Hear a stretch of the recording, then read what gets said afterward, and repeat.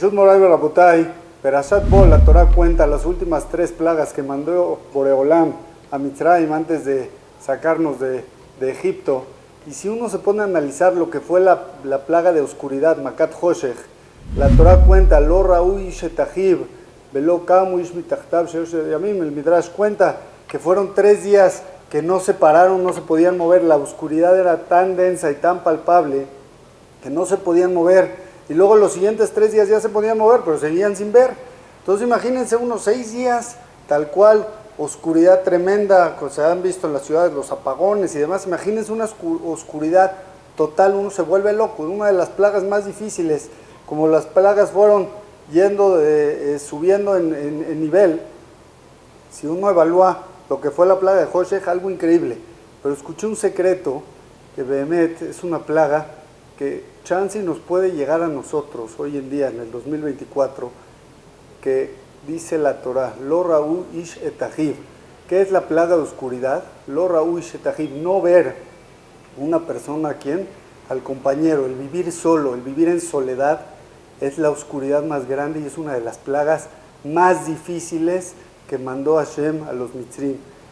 Si uno evalúa la soledad, cuando uno se siente que no tiene amigos, que no tiene un grupo, que no conecta con la gente en su CNIS, en su comunidad, se empieza a sentir la soledad, y la soledad trae depresión y trae ciertas cosas que son muy difíciles de superar. Entonces dice la Torah, ¿sabes cuál es la plaga más difícil?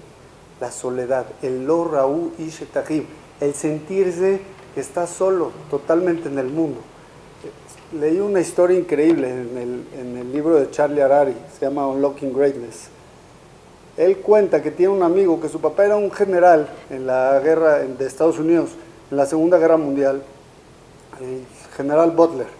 Y él dice que le empezó a contar un poquito lo que vivió cuando entraron a liberar los campos de concentración y todo, algo increíble.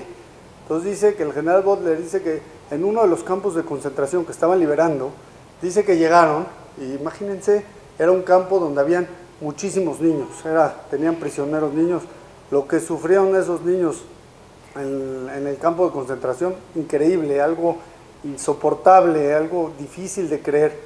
Pero bueno, llegaron a liberar, los aliados empezaron a liberar, y de repente llegaron a la cocina y vieron que la gente tenía muchísima hambre, y empezaron pues vamos a alimentar un poquito a los prisioneros por lo menos. Entonces se metieron a la cocina, parte de los soldados empezaron a cocinar, armaron unas sopas, pero armaron unas ollas de sopa, tipo unos tambos así, tipo de enormes, y armaron unas sopas, y armaron filas para que los prisioneros que están recién liberados se formen con su plato y les sirvan, y puedan comer un poquito para empezar ya con el proceso de liberación. Entonces él cuenta que él le tocó pues, estar en el proceso, y él pues se arremangó y empezó a servir, le trajeron su tambo de sopa y se formaron todos y él empezó a servir, y habían varias filas. Entonces dice que él empieza a servir y empieza a servir, la fila larguísima de prisioneros, a él le tocó mucho de niños. Entonces empiezan a pasar y le servía platos de sopa y platos de sopa y platos de sopa, y el tambo de sopa empieza a bajar y a bajar y a bajar, a bajar, y la fila sigue larga. Entonces en una de esas ya se empieza a terminar, ya sabes que uno le inclina para rasparle, ya de repente se está acabando y todavía había gente, igual iban a traer más y demás, pero la gente tenía tanta desesperación por comer, que están muy ansiosos, ya se va a acabar, y todavía no llegó, ya inclinó, sacó el último cucharón, se la sirve, y de repente al siguiente niño que venía en la fila, voltea a ver, y el niño con su plato hazit, imagínate el niño después de 6 años de sufrir atrocidades que uno no se puede imaginar, llega a formarse por un plato de sopa ya en la liberación, y de repente lo voltea a ver el general Butler, y se le queda viendo hazit con la cuchara en mano, y voltea a ver y voltea a ver al niño, y voltea a ver y el niño no se le salían las lágrimas por tanta deshidratación, pero empieza a ver y no sabe qué hacer. Entonces el general voltea a ver y ve que todavía no viene la sopa, y está la fila, ¿y qué hace? Deja la cuchara, se sale del tambo, se agacha y le da un abrazo al niño. Entonces, imagínense la tensión, todos están viendo el momento. El niño le toca sopa y en vez de sopa le tocó abrazo. Y el general empieza a llorar y el niño trata de llorar, pero no tiene agua en su cuerpo que producir lágrimas. Y entonces, pues bueno, ya en lo que llega la otra sopa, ¿qué hace? Al niño siguiente que venía en la fila, el general deja al primer niño y vuelve a abrazar al segundo que venía en la fila.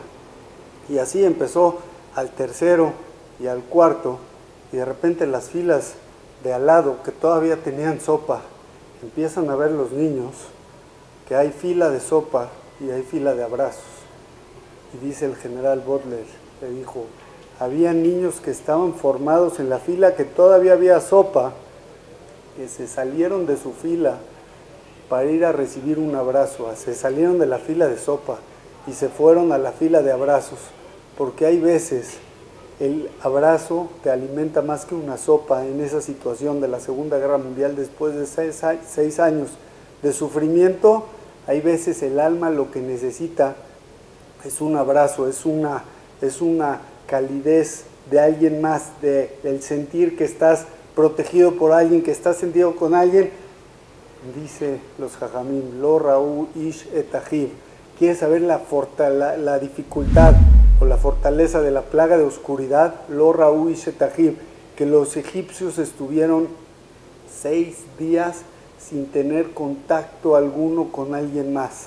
¿Quieres saber la dificultad? Es esa soledad.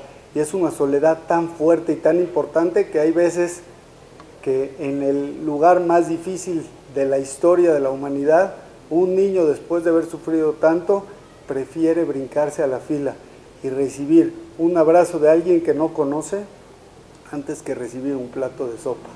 Ojalá que entendemos que vivimos rodeados de gente. ¿Y qué te cuesta darle un abrazo a tu amigo, a tu hermano, a tu mamá, a tu papá? Hay veces son cosas que no nos costarían nada, darle una sonrisa al compañero, al policía de tu edificio, sonríele, salúdalo.